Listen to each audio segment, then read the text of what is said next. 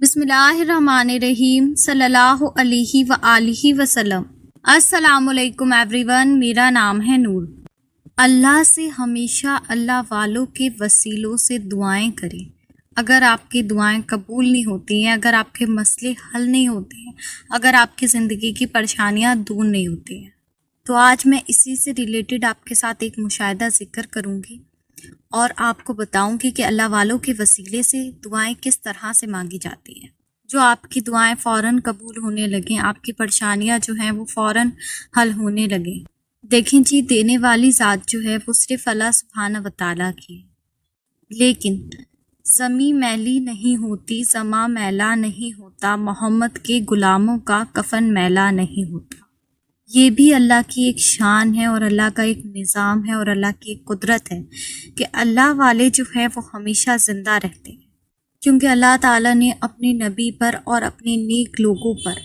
زمین کی جو مٹی ہے اس کو حرام کر دیا۔ اچھا جی، آپ نے بہت سارے لوگوں کو دیکھا ہوگا کہ وہ انتقال فرما جاتے ہیں، لیکن کافی عرصے بعد بھی ماشاءاللہ جب ان کی قبر کھلتی ہے تو ان کا جو کفن ہوتا ہے وہ ماشاءاللہ ویسا کا ویسا ہی چمکتا ہوا ہوتا ہے اور ان کے کفن پہ جو ہے وہ ذرا سی بھی مٹی نہیں لگتی ہے۔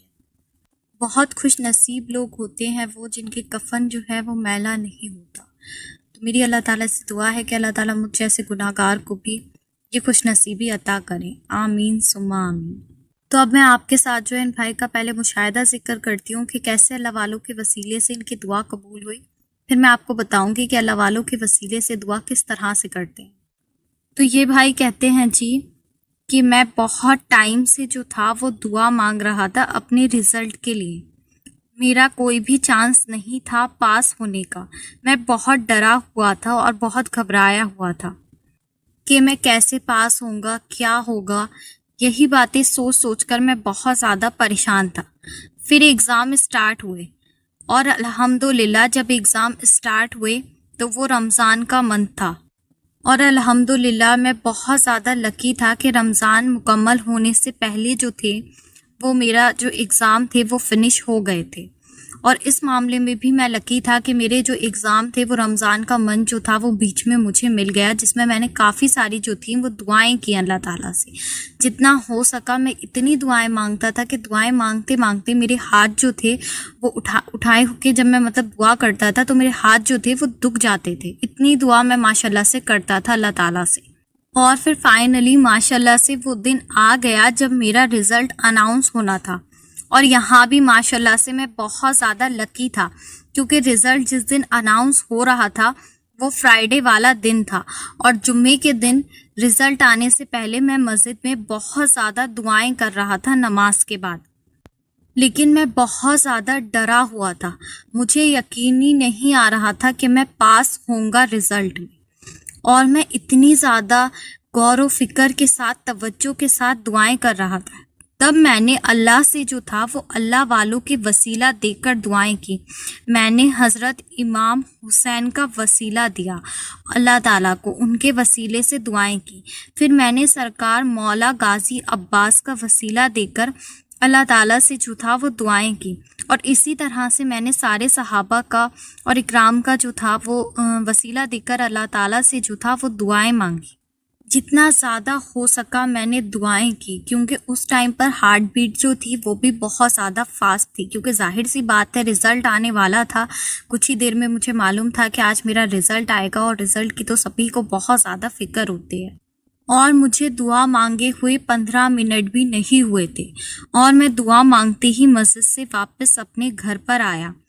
تو میں نے دیکھا کہ CBSE نے رزلٹ جو تھا وہ پبلش کر دیا تھا۔ جب میں نے رزلٹ چیک کیا تو الحمدللہ میں پاس تھا، اور مجھے اس بات پر بالکل بھی یقین نہیں آ رہا تھا کہ میں کیسے پاس ہو گیا۔ پھر مجھے یہ احساس ہوا کہ وہ جو 15 منٹ تھے وہی سب کچھ تھے، کیونکہ میں نے صبر کے ساتھ، یقین کے ساتھ اللہ سے اللہ والوں کے وسیلے سے مانگا تھا۔ اللہ نے نواز دیا مجھے، میرے چانس بالکل بھی نہیں تھے پاس ہونے کے، مجھے تو ابھی تک یقین نہیں ہوتا، لیکن بزرگوں کی دعائیں ساتھ تھیں اور آپ کی دعائیں ساتھ تھیں اپی، تو الحمدللہ میں پاس ہو گیا۔ اس میں آپ کا بھی بہت بڑا کنٹریبیوشن ہے اپی، ماشاء اللہ سبحان اللہ۔ یہاں ایک بات اور بتا دوں کہ جب میں رمضان میں دعائیں کرتا تھا اپنے اگزام کے ٹائم پر، تب میں حضرت شیخ عبد القادر جیلانی غوث پاک کے وسیلے سے جو تھا وہ دعائیں کرتا تھا، اور ان کو میں بہت زیادہ یاد کرتا تھا۔ دن رات میں ان کو یاد کرتا تھا اور ان کی مدد جو تھا وہ مانگتا تھا۔ میں یہ کہوں گا کہ میرے اوپر بزرگوں کی دعاؤں کا کرم ہے، بے شک اس میں کوئی شک نہیں ہے۔ اب میں آپ کو بتاتی ہوں جی، یہ بھائی جو ہیں ماشاءاللہ میرے ساتھ اسٹارٹنگ سے رہے ہیں، اور ماشاءاللہ سے ان کا اس سال جو تھا وہ 10th کا رزلٹ آیا ہے، اور ماشاءاللہ سے ان کو جو ہے وہ زیارت بھی ہوئی ہے۔ وہ اسٹوری ان کی الگ ہے، میں آپ کے ساتھ جو ہے انشاءاللہ آگے شیئر کروں گی۔ تو یہ بھائی جو ہیں ہمیشہ وسیلوں سے دعائیں مانگتے ہیں، اور سب سے زیادہ جو ان کے لیے خوش نصیبی کی بات ہے، یا میرے لیے یہ بات ہے، وہ یہ ہے کہ اتنی کم ایج میں ماشاءاللہ سے اللہ تعالیٰ نے جو ہے ان کو اپنی محبت سے نوازا ہوا ہے۔ کسی بھی چیز میں حرام ریلیشن شپ ہو یا کوئی خراب بات ہو یا غلط بات ہو، اس میں جو ہے یہ نہیں ہے۔ تو ماشاءاللہ سے دیکھیں ان کا اس ایئر 10th ہوا ہے، اور اتنی کم عمر میں اللہ تعالیٰ جو ہے وہ اپنی محبت سے نواز دیں، اور بندے کو جو ہے وہ کیا چاہیے دنیا میں۔ اچھا جی، اب میں آپ کو بتاتی ہوں کہ اللہ والوں کے وسیلے سے دعا کرنے کے کیا کیا فائدے ہوتے ہیں۔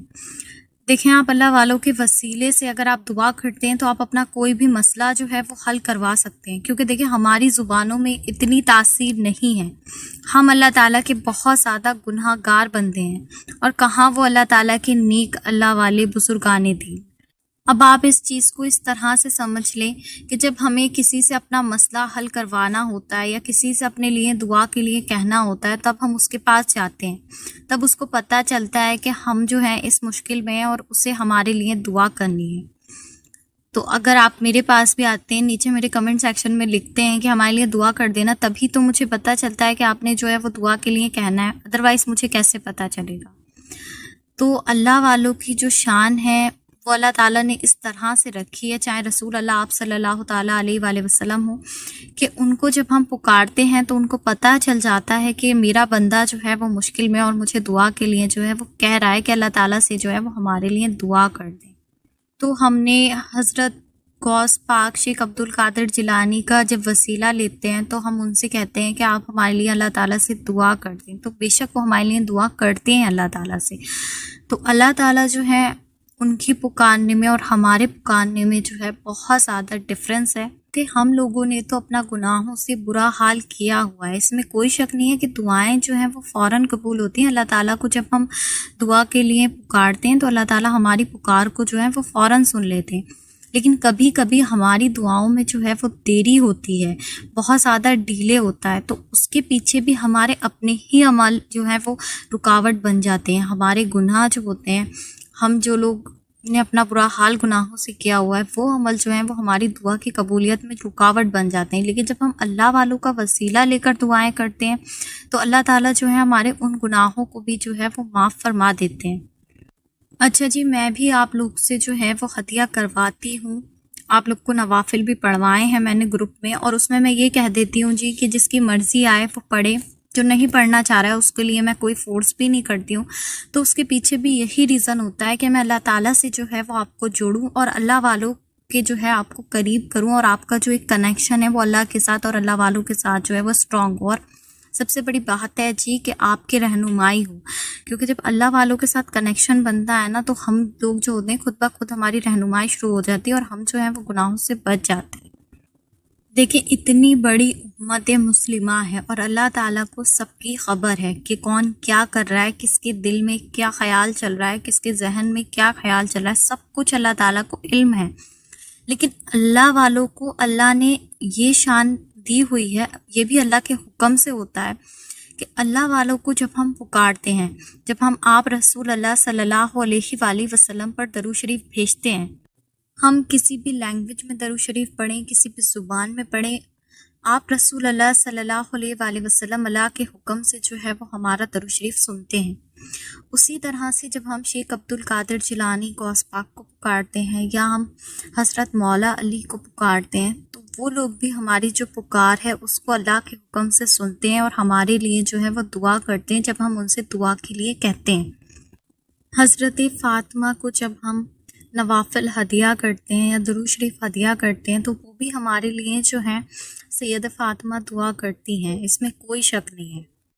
بس دیکھیں ساری بات جو ہے وہ آپ کے یقین کی ہے، اور میں ایک بات یہاں پر یہ بھی کہوں گی کہ ملتا سب کچھ دعا سے ہے، لیکن اللہ تعالیٰ بھی کچھ نہیں دیتے ہیں محمد کے بنا، کیونکہ وسیلہ جو ہے وہ ہمیشہ محمد و آل محمد کا ہی چلتا ہے۔ اس بات کو اپنے ذہن میں جو ہے بٹھا لیں، جس کو یہ پوائنٹ اپنی زندگی کا سمجھ میں آ گیا اس کو سب کچھ جو ہے وہ سمجھ میں آ گیا۔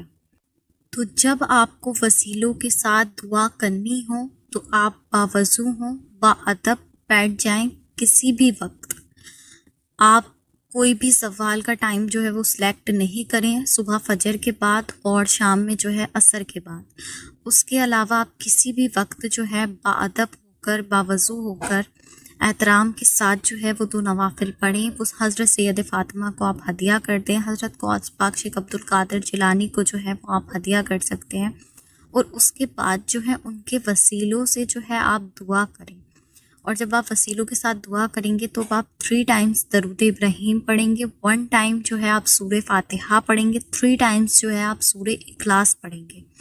آپ چاہیں کسی کو بھی ہدیہ کریں، 1 ٹائم جو 3 ٹائمز درود ابراہیم، اگین بتا رہی ہوں، 1 ٹائم سورہ فاتحہ، الحمد شریف، اور 3 بار جو ہے سورہ اخلاص۔ اس کے بعد جو ہے آپ نے جو نوافل پڑھے ہیں اور جو کچھ بھی آپ نے پڑھا ہے اس کا ہدیہ جو ہے وہ آپ ان کی روح مبارک کو کر دیں، اور اس کے بعد پھر آپ اللہ تعالیٰ سے جو ہے وہ رو رو کر گر گڑا کر جو ہے اپنی فریاد کریں، اپنی دعائیں مانگیں، اپنی حاجت کو طلب کریں، اور یقین رکھیں کہ اللہ تعالیٰ جو ہے وہ آپ کو ضرور عطا کریں گے۔ اور اسپیشلی جن کی دعائیں قبول نہیں ہوتی ہیں، جن کو لگتا ہے کہ ہماری دعائیں قبول نہیں ہو رہی ہیں، ہماری دعا میں ابھی جو ہے وہ کافی زیادہ دیری ہے، تو وہ اس عمل کو جو ہے وہ لازمی کر سکتے ہیں، اور وسیلوں سے جو ہے وہ اللہ تعالیٰ سے دعا کر سکتے ہیں۔ لیکن اس سے پہلے جو ہے وہ 2 نوافل صلاۃ التوبہ کے پڑھ لیں۔ صلاۃ التوبہ کے نوافل کیسے پڑھتے ہیں وہ میں نے بتایا ہوا ہے آلریڈی الگ ویڈیو میں، اس طرح سے پڑھیں۔ پہلے رو رو کر اللہ تعالیٰ سے جو ہے وہ اپنے گناہوں کی معافی مانگ لیں، کیونکہ ہم لوگ دن میں بھی پتہ نہیں کتنے سارے گناہ جو ہیں وہ کرتے ہیں اور ہمیں نہیں پتہ چلتا، اس لیے پہلے جو ہے وہ اللہ تعالیٰ سے معافی مانگیں، اس کے بعد جو ہے پھر اللہ تعالیٰ سے اپنی حاجت کو جو ہے وہ طلب کریں۔ اور جن بھائی کی یہ میریکل اسٹوری آپ کے ساتھ میں نے ذکر کی ہے، آپ لوگ نے ان کے لیے جو ہے وہ بہت ساری دعا کرنی ہے، اللہ تعالیٰ جو ہے وہ ان کو بہترین اجر عطا کرے کہ انہوں نے جو تھا یہ میریکل میرے ساتھ شیئر کیا اور اپنا دعا کرنے کا جو پروسیس تھا وہ بھی مجھے بتایا۔ اسی کے ساتھ مجھے دیجیے اجازت، مجھے اور امت مسلمہ کو جو ہے وہ لازمی اپنی دعاؤں میں یاد رکھیں۔